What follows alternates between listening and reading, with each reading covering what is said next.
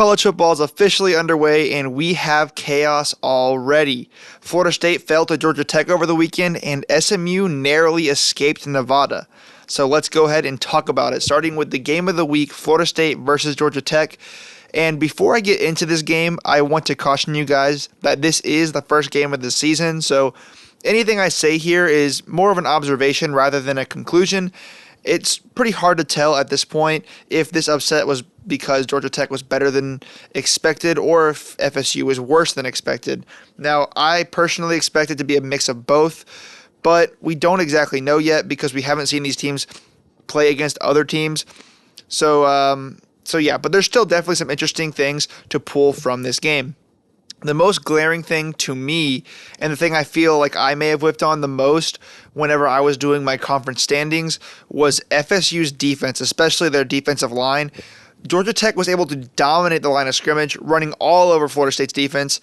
And for a defensive line that was supposed to be the strength of this team, and a unit that I heard a lot of sources say could be the best defensive line in the country, yeah, this was a pretty disappointing performance for them. It is worth pointing out that, like I said in my conference power rankings video, offensive line is definitely a strength for Georgia Tech, and they had the best run game in the ACC last year, but even still, this was a really poor showing for Florida State's defense and an incredible showing for Georgia Tech and their offensive line and running backs. So yeah, I was not at all impressed with how Florida State's defensive line performed, especially considering the perception they had going into this Week 0 game. Another thing that stood out to me is that Florida State does not seem to trust DJ Uiagalelei. He looked pretty much exactly what I expected him to be in this game. He's not a guy that can play hero ball. I know a lot of people are giving him hate for this, but I think he played pretty solid given the expectations I had for him.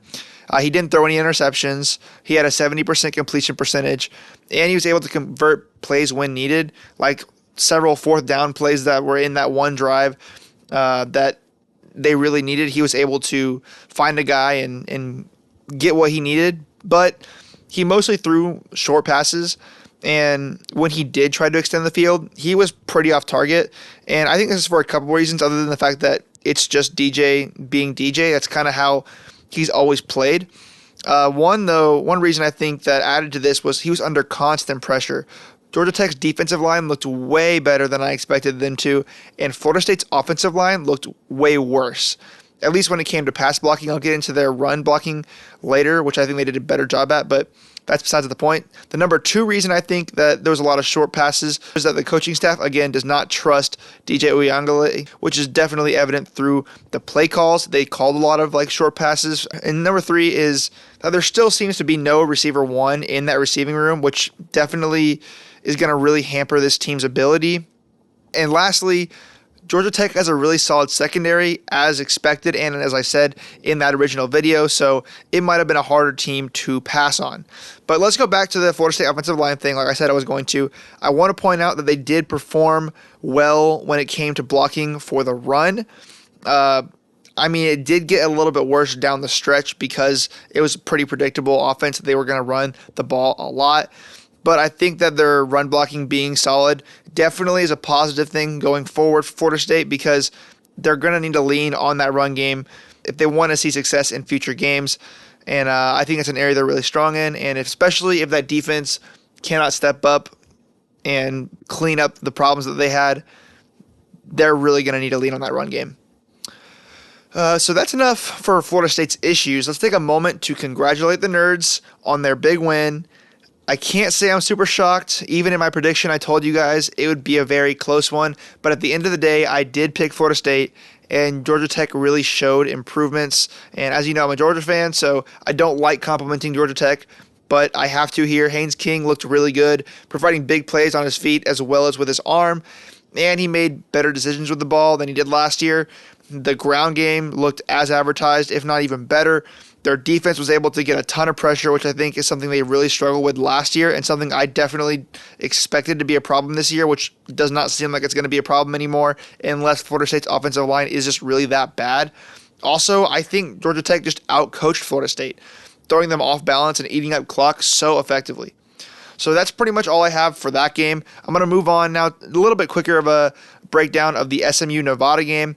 And while SMU won, I do think they lost a little bit of the hype I had for them going into this game. Obviously, it's still early and a lot can be cleaned up, but this did not look like the highly disciplined, high-flying offense type of team we thought we were getting with SMU. They had a ton of penalties, ton of costly mistakes, and pretty much underwhelming performances all across the board, which led to SMU being down for most of the game. Both offense and defense had a slow start, but a combination of lucky breaks and poor decision-making on Nevada's part gave SMU a win that otherwise they probably should not have won. It was way too close for comfort.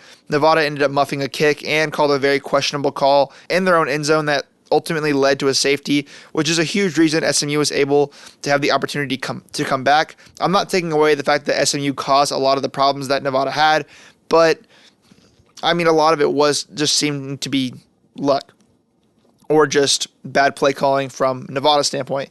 And I will point out that the rust for SMU did seem to come off in the last quarter as they started playing how I expected them to on both sides of the ball.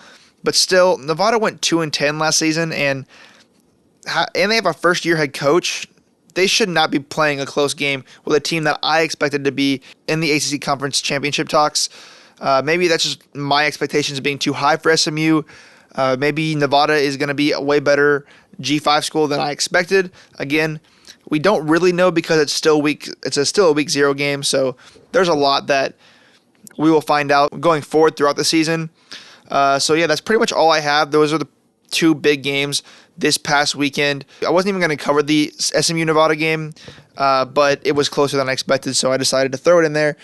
And I'm not going to cover the Hawaii-Delaware State game because I don't think that's really super important. I don't expect either of those teams to have any major impact going forward. They are, still fun to watch. I love watching any team play college football, but when we're talking about like nationally relevant teams, I don't expect either of those teams to be nationally relevant, so I'm not really going to talk about them. So yeah, that's pretty much it. I do have an updated top 25. I'm going to release that in the next video when I do my week 1 predictions, which will come some point this next week before games start on Thursday, I believe. So keep an eye out for that. I'll be posting it on my socials as well. Make sure you're following me on, I have a Twitter, a Threads, Instagram, and obviously right here on YouTube. The same username for all of those, so make sure you check it out. And I appreciate you guys for watching. I hope you guys have a great rest of your night or day, whatever time you're watching this. And yeah, I'll see you next time. Peace.